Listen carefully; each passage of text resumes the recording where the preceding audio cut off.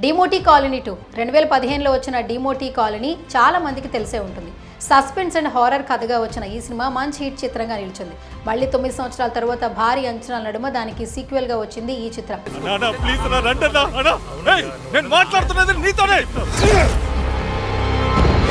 అయితే తమిళ్లో వారం క్రితమే విడుదలైన ఈ సినిమా అక్కడ పాజిటివ్ రెస్పాన్స్ ను సొంతం చేసుకుంది. మళ్ళీ ఈ శుక్రవారం ఇక్కడ తెలుగులో విడుదల చేయగా ప్రేక్షకుల నుంచి మంచి స్పందన రాబట్టింది.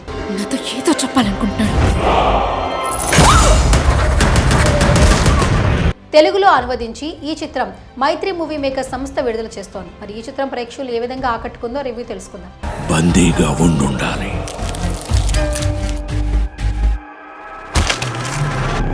ముందుగా ఈ సినిమా కథ విషయానికి వస్తే, తాను ప్రాణానికి ప్రాణంగా ప్రేమించిన హస్బెండ్ శామ్ ఆత్మహత్య చేసుకుని చనిపోవడాన్ని హీరోయిన్ డెబ్బీ ప్రియా భవానీ శంకర్ నమ్మలేకపోతుంది.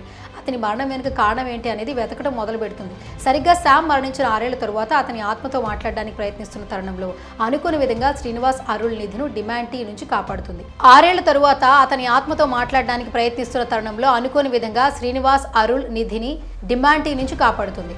ఆ సమయంలో శ్రీనివాస్ మరియు డిమాంటీ గురించి ఒక ఆసక్తికరమైన విషయం తెలుసుకుంటుంది డెబ్బీ. మరి ఆమె తెలుసుకున్న విషయం ఏమిటి? అసలు శ్రీనివాసును డెబ్బీ ఎలా కాపాడింది? డిమాంటీకి వీళ్ళందరితో సంబంధం ఏమిటి? ఈ చిత్రానికి కొనసాగింపుగా డిమాంటీ కాలనీ 3 కూడా ఉందా? ఇలాంటి ప్రశ్నలు వస్తున్నాయి.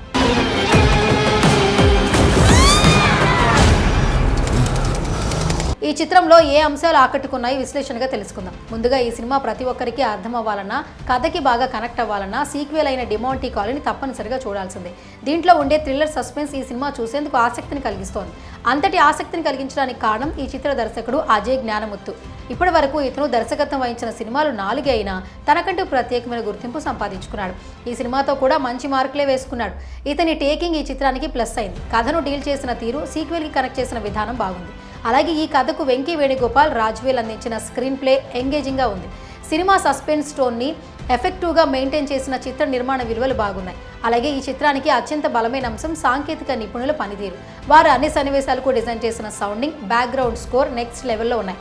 ఒక రకంగా చెప్పాలంటే సినిమా మొత్తానికి ఏ తరహా సౌండ్ డిజైన్ ఉండాలో బాగా అర్థం చేసుకుని ప్రతి చిన్న విషయాన్ని జాగ్రత్తగా ఎలివేట్ చేశారు. కొన్ని సన్నివేశాలకు ప్రేక్షకులు గుగురుబాటు గురయ్యేలా కారణం మ్యూజిక్ డైరెక్టర్ శామ్ సిఎస్. అతని మ్యూజిక్ చిత్రానికి మెయిన్ అసెట్ అని చెప్పాలి.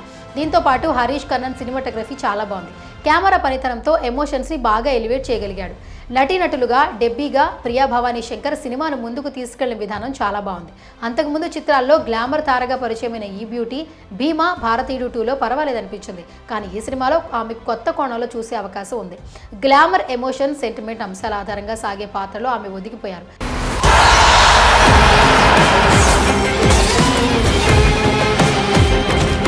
ఇంకోవైపు గురుస్వామిగా సెరింగ్ దోర్జీ ఈ సినిమాకు బలమైన పాత్ర పోషించాడు. అరుళ్ నిధి ఇతర పాత్రలో నటించిన పాత్రధారులు వారి 100% తమ పర్ఫార్మెన్స్తో అదరగొట్టారు. మొత్తంగా హారర్ సినిమాలను చాలా కాలంగా మిస్ అవుతున్నాం అనుకునే వారికి పోయిన వారం వచ్చిన కామెడీ హిందీ చిత్రం స్త్రీ 2తో పాటు ఈ సీరియస్ చిత్రం కూడా ప్రేక్షకులను ఆకట్టుకుంది.